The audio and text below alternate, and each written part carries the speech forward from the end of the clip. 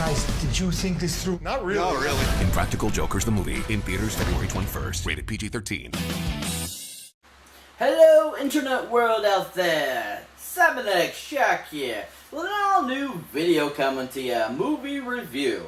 So in this movie review, we are going to be reviewing a film that just came out at the beginning of this year, that is based on True TV's hilarious comedy skit show about four lifelong friends that do crazy jokes on each other, which is a really awesome show.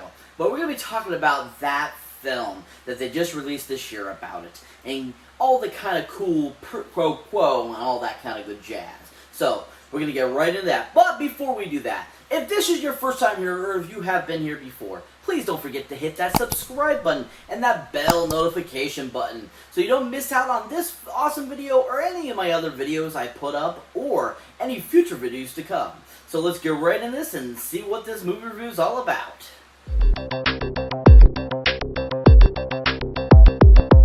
Welcome one and all YouTubers and all social media lands. Welcome to an all new movie review. So like I was saying before, we're going to be doing a movie review of the film Impractical Jokers the movie. Oh yeah. Impractical Jokers the movie. Oh yeah. So this is basically a hour and a half long version pretty much of the half-hour show. And basically they give you kind of a little bit of a intro into how they first got into doing their practical jokes by end up crashing a particular and awesome concert that they went to back in the 90s. So this film is just really well done. I mean, if you love Impractical Jokers show, you will love this show, or this film as we call it.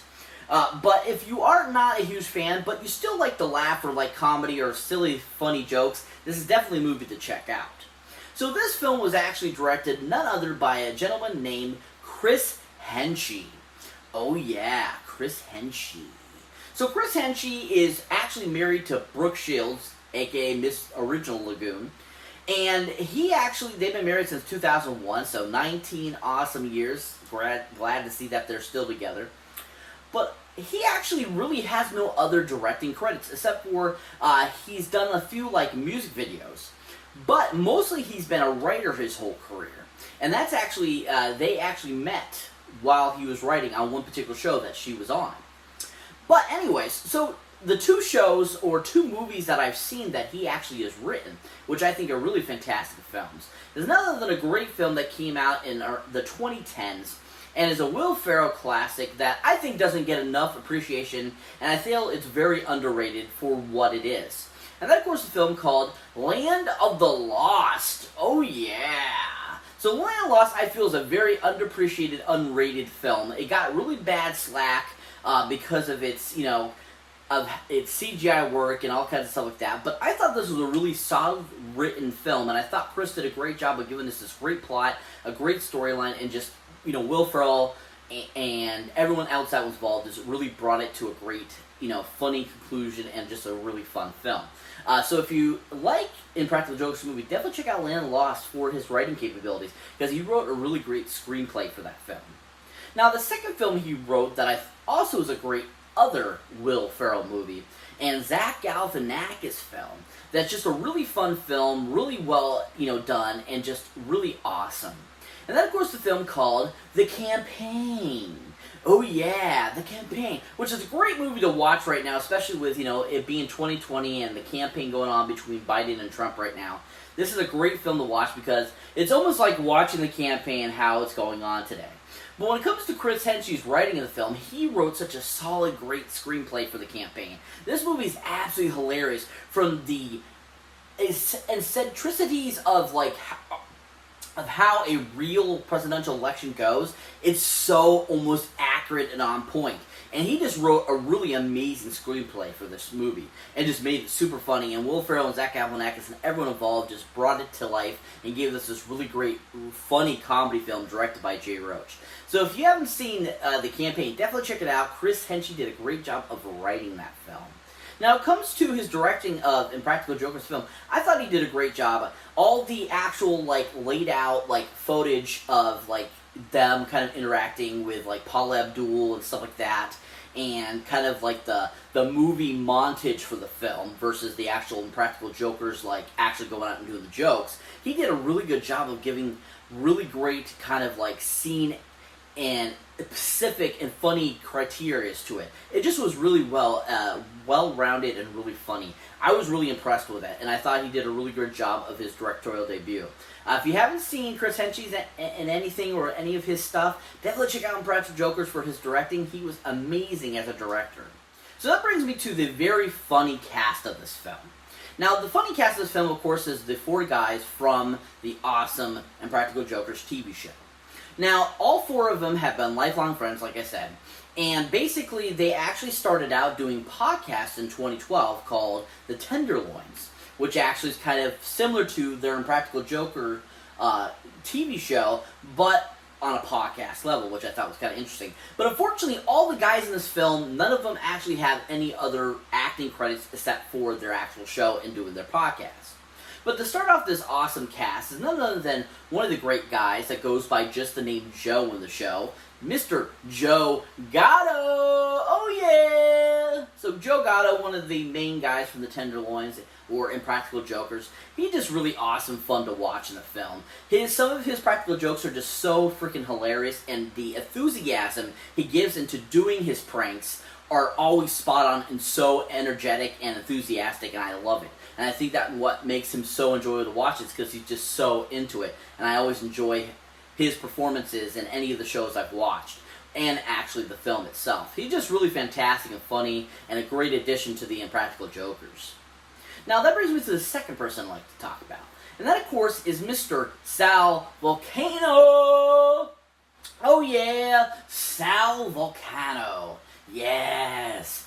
He is my all-time favorite character of the show. He's absolutely hilarious. Once again, he has not done any other acting credits except for Impractical Jokers and the Tenderloins, but he is so freaking awesome. I love Sal because he's so endearing, but at the same time, he's kind of like the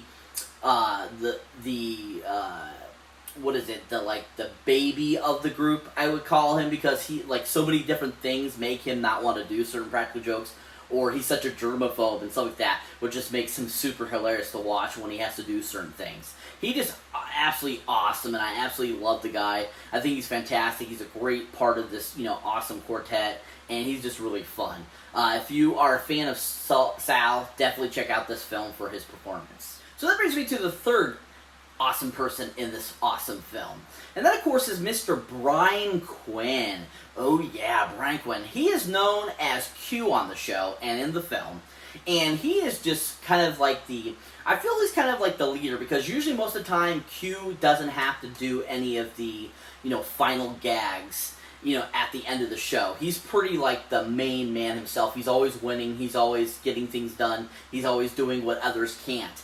And he just kind of has that funny kind of like I'm the leader type of vibe, and you just think it's funny. And the fact that his name's just Q, they call him Q, I think that's awesome too at the same time. And he just was really awesome in the film as well, just like Sal and Joe were. And just once again, he brought some great funny practical jokes, he brought a great presence to the film, and he's just a really great addition to the Tenderloins and to the Impractical Jokers cast. If you are a fan of Brian Quinn, aka Q, definitely check out Impractical Jokers the movie for his performance. So that brings me to the final guy of the awesome quartet of the Impractical Jokers, Mr. James Murray! Oh yeah! So James Murray, aka known as just Murr in the show and in the film, is another one that's very similar to Joe. He's very good at getting things done.